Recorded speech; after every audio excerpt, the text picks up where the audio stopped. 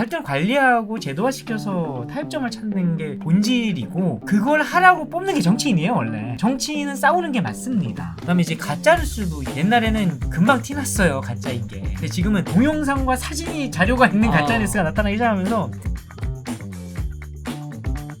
이 저희 세대를 대표하는 말이 하나가 있잖아요. 부모 세대보다 처음으로 못 사는 세대다. 그러니까 이것도 굉장히 저는 나쁜 말이라고 생각해요. 굉장히 그럴싸한데 굉장히 많은 걸 감추고 굉장히 그 분노만 일으키고 갈등만 촉발하는 단어죠. 요새 자녀 다 하나 아니에요? 부모 세대가 아무리 상속과 증여세를 낸다고 해도 네. 그걸 받는 순간 나도 돈을 버는데 정말 많이 못 살게 될까요? 근데 그 못 산다는 개념이 그 상속 그거 이전에 같은 나이대로 비교해봤을 때를 얘기하는 거 아닐까요? 내가 그건 세상이 다 그래서 그래요. 왜냐면 네. 고령화가 쫙 되면서 네. 옛날에 제 나이면요 임원이에요. 무조건 임원이고 네. 엄청 고연봉이고 우리 때도 맨날 욕했어요. 뭐라고 욕했냐면 저 부장 새끼는 저 와가지고 아침에 와서 신문 다 보고 하는 것도 없는데 저 자리에 앉아서 가다가 서류 갖다 주면 던지고 네. 그다음에 석간신문 오면 석간신문 보고 그러다가 사우나 갔다 와서 퇴근하고 술 마시러 근데 숭숭장어서 금방 임원도 되고 뭐 돈 잘 벌고 뭐 그랬겠죠. 근데 지금 우리 나이 때는 계속 실무하고 있어요. 그 위치까지의 아예 왜냐면 거기가 정년이 연장이 되고 네. 계속 남아 있고 건강 수명을 계속 살고 있기 때문에 네. 어디에서든 위치가 굉장히 약합니다. 그러니까 옛날 40대 제 나이 때 40대 중반에 네. 비해서 그러니까 그거는 약간 보편적으로 지금 고령화 장수시대 선진국에서 나타나는 현상인데 또 그것도 여기다 딱 집어넣어서 너무 분노하기 좋은 말이잖아요. 분노도 분노지만 좀 자조적일 수도 있고 그렇죠. 그래서 저는 자괴감을 주거나 분노를 유발하는 이 말을 왜 우리가 굳이 이렇게 해야 되는가? 효용이 하나도 없는데. 효용이 없다. 근데 어떤 문제지라는 걸 파악하는 화두로서는 나쁘지 않으나 이 네. 말을 반복할 필요가 있는. 그리고 이런 것도 있을걸요. 저는 한국 사회가 상당히 이제 자본주의 한 100년 하면요 원래 네. 계급화가 됩니다. 그래서 약간 계급화 문제가 뭉뚱그려서 일로 들어오기도 해요. 이런 화두에. 한국에 그럼 어떤 계급화 문제가 결국은 이제 자산을 중심으로 나뉘는데 이게 한국 사회가 이상해서가 아니라 원래 자본주의 한 100년 굴러가면 네네. 자연스럽게 나타나는 현상인데요. 근데 이게 왜 우리는 상대적 박탈감으로 어마어마하게 느껴지냐면 우리가 좁은 데 다 모여 살아서 그래요. 사는 데가 분리돼 있지 않기 때문에 다 보여서 그런 건가요? 다 모여서 보이니까 이제 더 피부에 와닿고 젊은 세대가 특히 억울함을 많이 가지고 있는 게 부동산이거든요. 엄두도 못 내는 돈의 그 아파트를 저희의 기성세대들은 그냥 일하다 보면 살 수 있었고 그러다가 쫙 올라서 자산이 올라갔다. 고도 성장을 하면 부동산 값은 같이 쫙 올라가잖아요. 예. 그냥 시대적 특성이었던 걸로 봐야 됩니다. 근데 네. 부동산으로 꿀빤 사람은 자랑을 하고요. 망한 사람은 절대 말을 하지 않습니다. 그죠. 그래서 뭐 주식했다고 하는 사람 중에 벌었다는 사람은 많은데 네네네. 항상 그냥 뭐 비슷해요. 근데 물론 그런 속성이 있고 인정을 하는데 그건 또 당연히 시대적 특성하고 맞물려 있다. 그리고 한국적 특성을 놓지 않으면 좀 안 보이는 것들이 있어요. 네. 그러니까 한국은 자본이 부족한 나라였단 말이에요 옛날에. 네네. 그러니까 그래서 나타났던 것 중에 하나가 뭐 전세 제도이기도 하고 뭐 근데 전세가 또 고금리 시대를 상징하기도 하고 이러다 보니까 목돈을 빨리 마련해서 근데 월급은 굉장히 작았죠. 하여튼 열심히 일해서 초과수당 다 팍팍팍팍팍 긁어가지고 막 그 20몇 % 금리로 하여튼 목돈을 막 모아가서 주로 이제 엄마가 막 가계부 막 쓰는 그 옛날 네, 그죠. 그제 이제 타고 근데 나라가 팍 발전을 하니까 신도시 빵 생기고 하니까 뛰네 갈아탈 수 있네 이제 뭐 이런 것들이 있었기 때문에 그냥 그 시대적 상황을 봐야 되고 그 중에서 꿀빤 사람들이 있다. 이거를 부정할 수는 없어요. 네네네. 근데 뭐 그렇지 못한 사람도 많고 근데 시대 특성도 있는 거고 또 그 꿀에 빨대를 꽂기까지 어마어마한 고생들도 했다. 그러니까 좀 그런 말들 자체를 다들 좀 함부로 하지 않았으면 좋겠다. 근데 제가 제일 항상 뭐라고 하는 게 한국 언론이거든요. 언론이 그런 것들을 자꾸 커뮤니티에서 그냥 긁어와서 난 그게 정말 싫어요. 그리고 또 저는 이런 말이 있다는 거는 조금 놀랐는데 젊은 세대 쪽에서 하는 말이 기성세대가 우리한테 이 출산을 강요한다. 근데 그 이유가 나라를 위해서 출산해라. 그러니까 이 질문이 딱 그거예요. 시대 충돌 질문이에요. 이게 뭐냐면 저만 해도 애 안 낳으려고 그랬어요. 애를 늦게 낳은 이유는 30대 중반에 결혼을 해서 7년 넘게 딩크로 살았거든요. 자발적으로. 그럼 저도 애를 낳고 싶지 않았어요. 영원히 딩크로 사실 생각이 이 저출산 사회에 아주 큰 기여를 하다가 네네. 이제 와이프가 마음이 바뀌어서 네네네. 꼭 낳아야겠다. 그래서 그래 그러면 뭐 하자 뭐 이렇게 해서 애를 낳아보자 이렇게 해서 이게 왜 그러냐면 그 70대 이상 아까 어르신들 산업화 시대. 뭐 그 이상 세대 사실은 더 아, 네네. 전근대적인 이제 여전히 건강하신 네. 건국 이후에 태어나신 거의 그 직후에 태어난 이런 분들 보면 자식을 안 갖는 거라든가 결혼 안 할 풍조 자체가 말세예요 이분들한테는. 아, 그죠. 일찍 결혼해서 막 엄청 많이 낳던 시대니까. 그러니까 이게 이분들 살아온 시대가 그래서 그래요. 그다음에 이분들한테는 전근대적 남아선호 사상까지도 다 남아 있어요. 아, 네. 그리고 발전주의 세대 아까 얘기했던 86과 산업화가 합쳐진 이 세대는 네. 저처럼 엄청 걱정해. 왜? 국가 발전이 끝난다 이러면 아, 거의 연결되는 거네요. 네. 어. 이 나라 망한다. 네. 우리가 어떻게 산업화를 했고 우리가 어떻게 민주화를 선진국을 겨우겨우 만들었는데 나라가 망하다니 이제 네. 이 걱정에서 어. 엄청 걱정을 하면서 애를 낳아봐라 얼마나 좋은데 뭐 이제 이걸 막 강요하기 시작하는 네네네. 거예요. 개인주의 세대다 보니까 이런 걸 생각해. 걱정은 돼. 이러면 좀 나라가 소멸할 것도 같은데 그럼 뭐 어떻게 개인의 자유로운 선택인데 네. 그걸 어떻게 막을 수 있냐? 만약에 뭐 이민을 받든 그게 문제가 많아 보면 어떻게든 출산 유도를 하는 정책을 써보든 우리가 고민을 하긴 해야 되는데 네. 그걸 비난할 수 있어? 그건 개인의 선택인데라는 게 기본빵으로 갖고 있는 개인주의 예, 성향에서는. 있어요. 네. 그리고 개인화 세대는 젊기 때문에 연령 효과라는 걸 갖고 있을 거예요. 네네. 그냥 당장 이제 출산이라는 거에 대한 생각이 좀 멀기 때문에 감안은 해야 되는데 기본적으로 이 나라에 애가 더 태어나든 말든 나랑 무슨 상관이냐라는 전 나쁘다는 게 아니에요. 그냥 네. 각각의 다른 생각을 하고 있고 아마 그런 걸 강요하는 세대가 있다면 아마 산업화 민주화 세대 정도까지는 나라가 망할 것 같잖아 얘들아. 네, 그 집단주의적 사고. 네. 네. 근데 글쎄 이제 X나 전기 밀레니얼 이 개인주의 자유주의 세대는 그건 알겠는데 나라가 뭐 그럴 수도 있죠. 근데 어떻게 강요할 거예요? 뭐 잘 유도를 해보든가 막 이제 네네. 뭐 이민을 받아보든가 자신 있으면 이민 굉장히 문제 많은데 이런 거고 네. 저는 할 바는 나만 잘 살면 돼. 네, 뭐, 각자 도생 네, 메타니까. 그러니까. 이 각 세대에서 나오는 대표적인 불만, 뭐 볼멘 소리 이런 거에 대해서 한번 얘기해봤는데 결국에는 그냥 한풀이 하소연 또는 뭐 억울함 토로 이 정도. 근데 이제 그게 네. 그냥 예전에는 술 마시면서 그냥 욕하다 끝났는데 이제 그게 네. 하나의 공론화되고. 민화되고 네. 퍼지고 아까 처음에 첫 문장을 말씀드렸던 유희가 된 네. 혐오 대조리돌림의 시대에 네. 들어가서 좀 우리가 좀 보기가 힘들어진 게 아닌가 네. 라는 생각.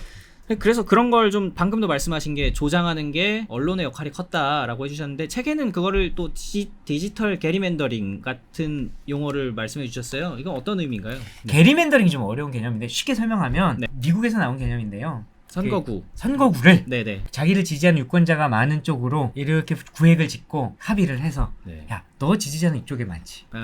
각각 다른 정당인데 네. 서로 딱 악수를 하고 선거구 이렇게 쪼개버린 다음에 그럼 선거구 뭐 희한해지거든요. 무슨 어디 그 신화에 나오는 그 괴물들처럼. 괴물 네. 그렇게 무슨 맨던가 사라만더. 네. 네. 그래서 이걸 만든 사람이 뭐 게리인가 뭐 그래서 이제 네, 게리 합쳐서. 맨더링이 된 건데 네. 그래서 이제 그렇게 해놓고서 우리가 천년만년 해먹자 이제 이 컨셉이 된 건데 네. 저는 이렇게 막 갈라져 있는데 나름 그래도 이렇게 정치 성향 쪽으로 싹 몰아보면 몰리는 게 있거든요. 네. 그럼 요거를 표가 필요할 때 이걸 싹 둘러치는 거죠. 아, 그러니까 뭐 이대남은 뭐 여당을 지지하고 여당에 조금 더 가까울 네. 것이고 무슨 취향 성향 뭐 이런 하이문화권에 있는 이런 하이문화를 좋아하는 친구들은 뭐 어떤 정당을 좋아할 것이고 네. 뭐 약간 이쪽 선호가 강할 것이고 싹 갈등을 조장을 하든 그걸 활용을 하든 해서 묶기가 되게 쉽다는 거죠. 그러니까 언론이 계속 그런 식으로 노출을 시켜서 보면은 네. 정치는 무슨 생각을? 정치는 기본적으로 정치는 표미세입니다. 네네네네. 그냥 민주정치 작동 원리 원래. 그렇죠. 네. 표에 미쳐야 정치를 하죠. 근데 네. 그런 식으로 좀 분할을 하니까 그게 또 갈등으로도 이어지고. 그러니까 다시 네. 그 이후에 갈등은 오로지 남은 저희의- 사람의 몫이 될 수 아이고, 있겠죠. 좀. 네, 그래서 세대 갈등 이야기 좀 많이 해봤는데 그 중에서 좀 특히 심한 분야가 정치. 좀 어렵죠. 네, 정치가 이제 민감한 부분이지만 그 현안은 최대한 배제하고 이야기를 해보면 이런 말이 있습니다. 앞으로 한 50년 동안은 민주당이 득세할 것이다. 전 동의하잖아요. 아, 그래요. 네.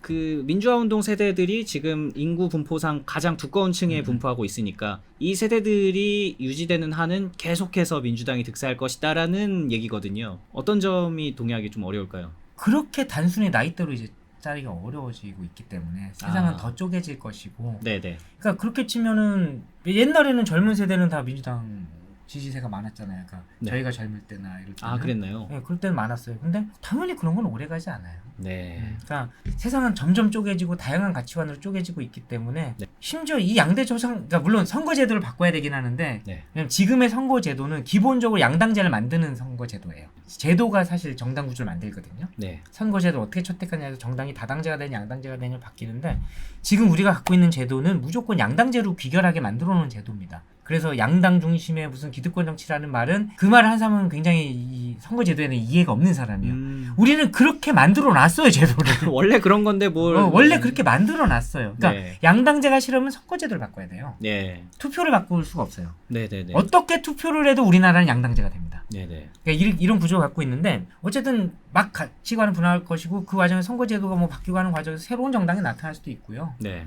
지금 제가 최근에 나온 논문들을 보면 네.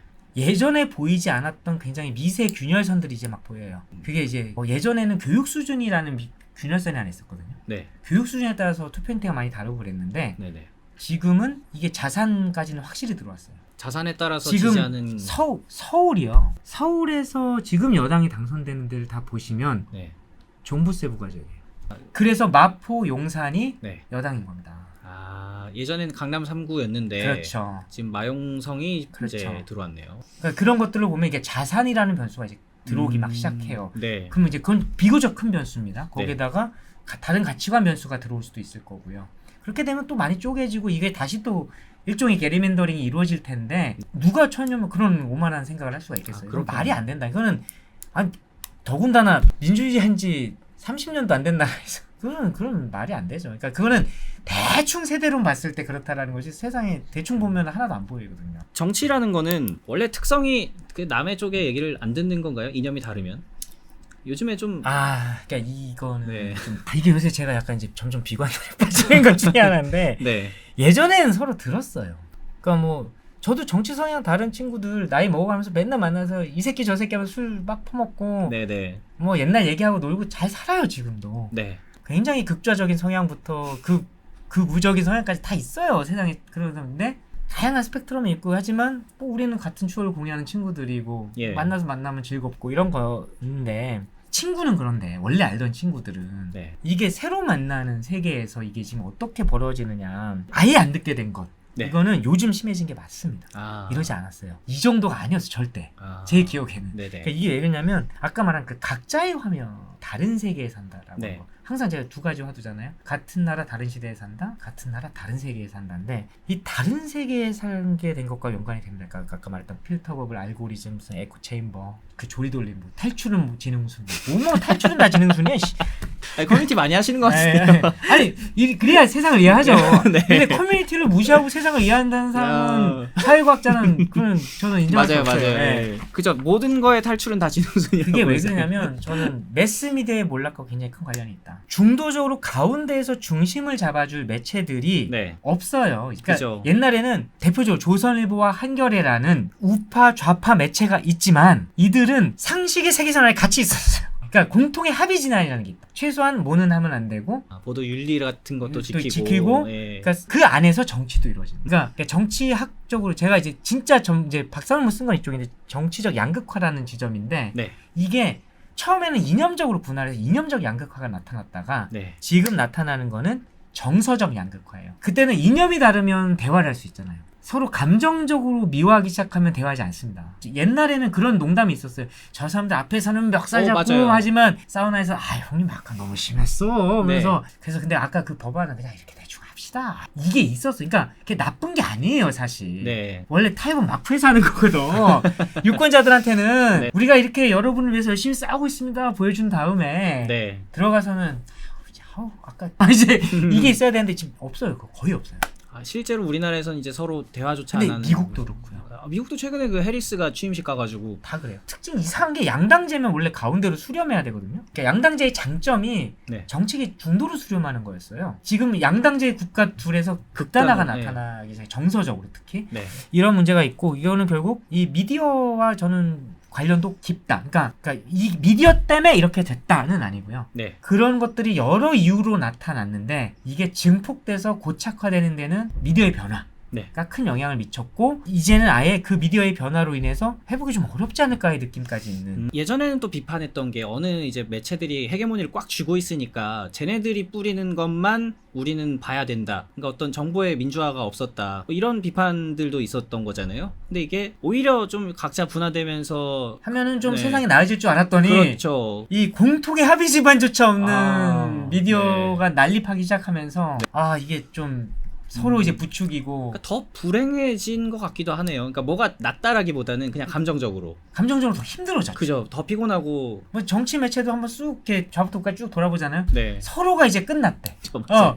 뭐 썸네일은 다 끝나. 오늘 다 끝났어. 쟤네 다 끝났어. 네. 완전히 망했어, 쟤네. 종말이 왔다 그러고. 다 종말이에요. 그런 게 있다. 참 피곤한 세상에 네. 살고 있는 것 같습니다. 그래서 이런 세상에서 저희가 그래도 같이 어우러져 사는 게 좋잖아요. 다시 가려면 어떻게 해야 될까요? 그런 시대로. 못 갑니다. 제가 볼 때는 안 됩니다. 이거 쉽지 않아요.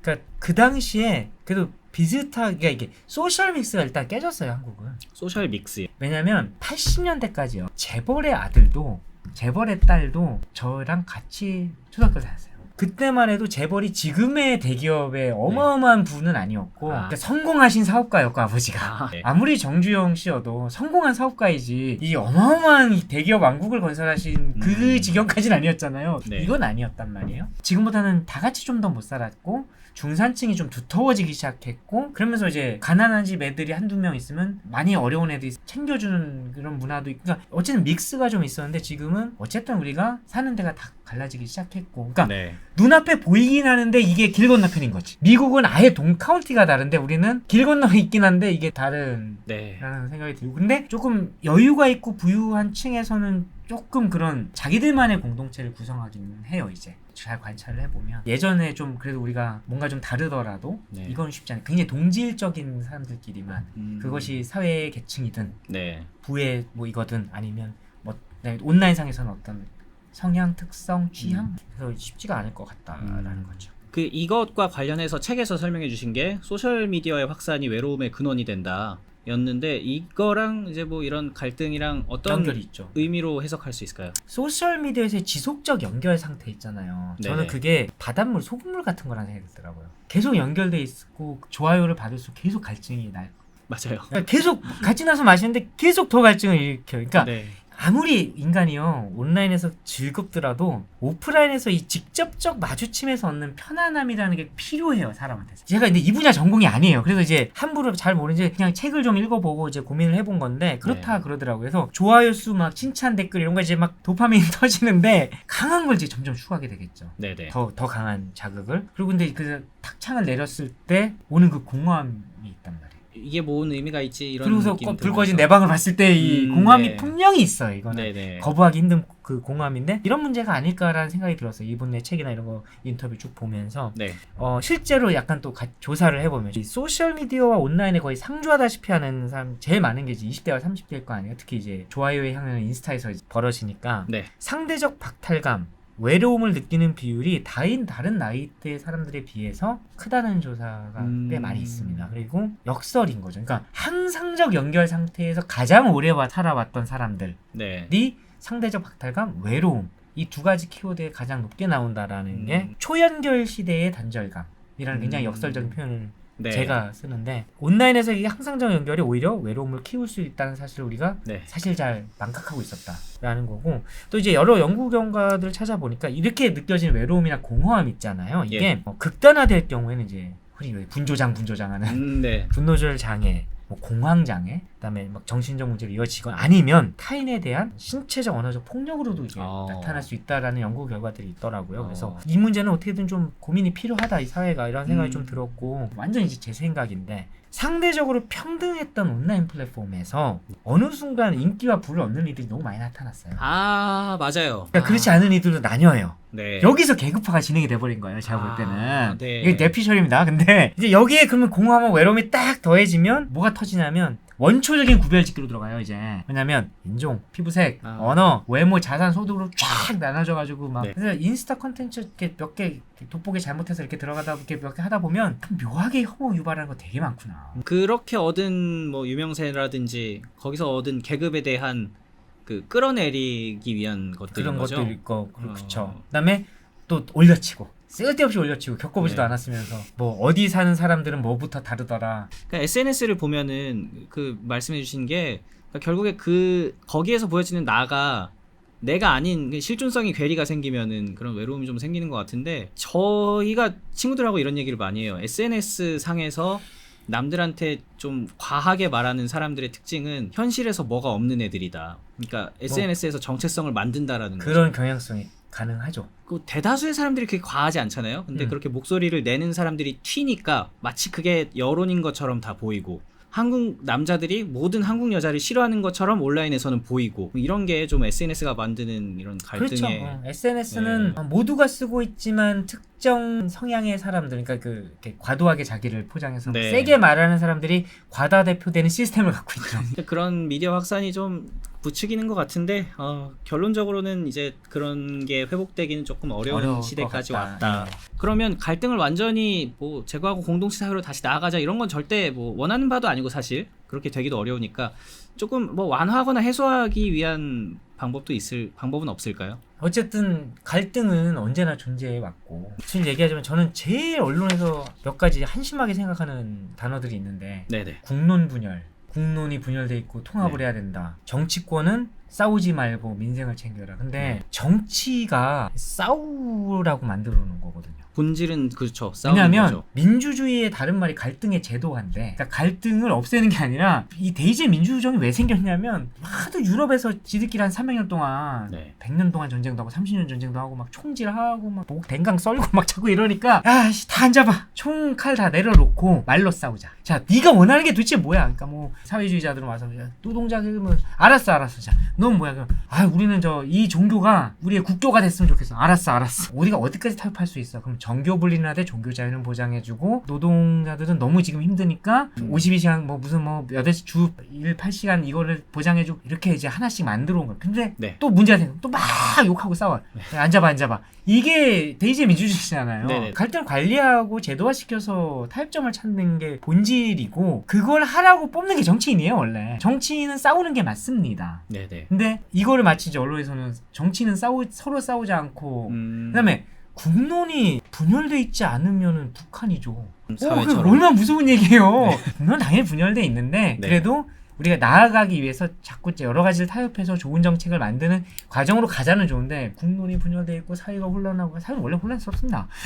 그러니까 새삼 그렇게 말하지 않아도 원래 사회나 정치라는 게 다 그런 건데. 그런 거고, 그리고 네. 정치는 잘 작동하게 독려를 해야죠. 네. 잘 싸우라라고 얘기를 해야죠. 그러니까 갈등의 완화를 해야 되는데, 근데 네네. 이제 아까 말씀드렸듯이 정치 양극화라는 게 정치인 사이에도 벌어지면서 네. 이게 들어가서 또 증폭이 되는 뭐 이런 문제도 지금 생기고 있어서, 그래서 뭐 정치권은 문제가 없다는 뜻이 아니라 결론적으로는 뭐 원래 그리고 갈등은 존재하는 거고 싸우는 건데, 네. 다만 우리가 지금 하는 갈등의 수준이라는 게 다른 시대를 사는 것도 힘들었는데 다른 세계까지 살게 된 시대의 갈등이 도대체 어떻게 관리될 것인가에 대한 저는 심각한 회의는 있다라는 거죠. 멀티 유니버스에 살고 있단 말이에요, 우리가 다 지금. 네네. 그렇게 되면 세대의 갈등은 화해가 가능하고요. 네. 지역 갈등은 완화가 가능한데, 멀티 유니버스는 상호 부정입니다, 원래. 내 세계만 맞아. 그러죠. 네. 그다음에 이 세계, 어떤 거는 이 세계가 존재하면 저 세계가 존재할 수 없는 세계도 있거든요. 양립할 수 없는. 없는 세계가 네. 있기 때문에, 그래서 이건 좀 걱정이다라는 생각을 갖고 있습니다. 어떻게 해야 될까요? 그래서 우리가 조금이라도 좀 나은 그래도 대기업 연구소 다니는 박사씩이나 돼가지고 알바임 이럴 순 없고. 맞아요.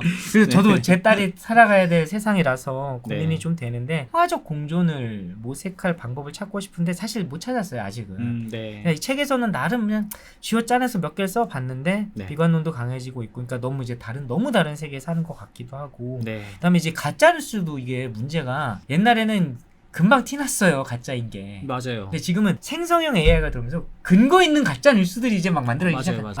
이거 심지어 막 동영상과 사진이 자료가 있는 가짜 뉴스가 나타나기 시작하면서, 근데 이제 뭐 하여도 이런 거 상호 인정이 어려울 정도까지 멀티 유니버스로 가고 있는데, 남는 건 오프라인밖에 없거든요, 이거는. 아예 만날 기회 자체가 점점 상실되고 있어서 오프라인조차 유유상종. 왜냐면 다 오프라인의 관계조차 내가 선택하니까.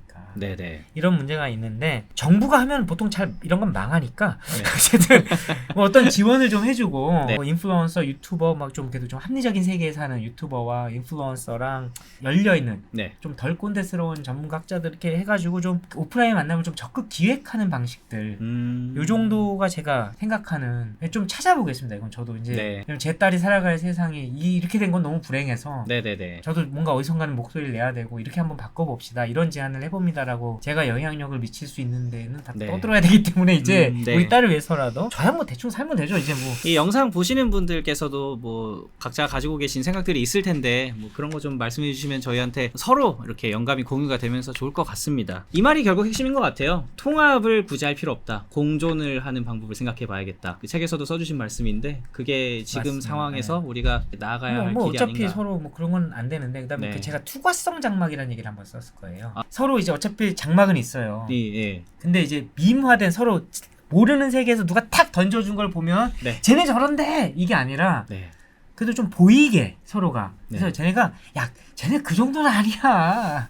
그만해 그냥 우리끼리 재밌게 놀자로 좀 돌아갈 수 있는 그러니까 좀 마음이 넓어져야 되는 거네요. 투과성 장막이라는 말은 그래서 저는 참 좋아합니다. 장막을 없앨 순 없다. 이미 네. 이 세상에. 인정하고 갈 건 하고. 그래서 공존 방법 찾아보자. 저희가 그래서 1부부터 해서 이제 우리가 흔히 쓰는 이 세대에 대해서 세대라는 개념이 뭐고 어떻게 구분을 하고 거기에 따른 특성은 뭐고 그 다음에 이제 갈등의 특성과 원인이 어떻게 되고 이런 얘기들을 쫙 해봤습니다. 이게 조금 어려운 학술적인 내용들도 많이 있는데 여기 보이는 우리가 싸우는 이유라는 책을 궁금하신 분들은 한번 보시면 좋을 것 같습니다. 마지막으로 한 말씀 하실 거 있으실까요? 우리가 싸우는 이유는 찾아왔는데요. 해결할 방법은 못 찾았지만 우리는 싸우지 맙시다. 그게 가장 네. 의미 있는 말인 것 같아요. 네, 우리는 적어도 싸우지 말자. 이상으로 그러면 저희는 이 고승현 박사님과 세대 갈등에 대해서 이야기해봤고요. 또 다음에 좋은 주제로 찾아오도록 하겠습니다. 구독, 좋아요 버튼 꼭 눌러주시고요. 댓글도 많은 참여 부탁드리겠습니다. 감사합니다. 맞습니다.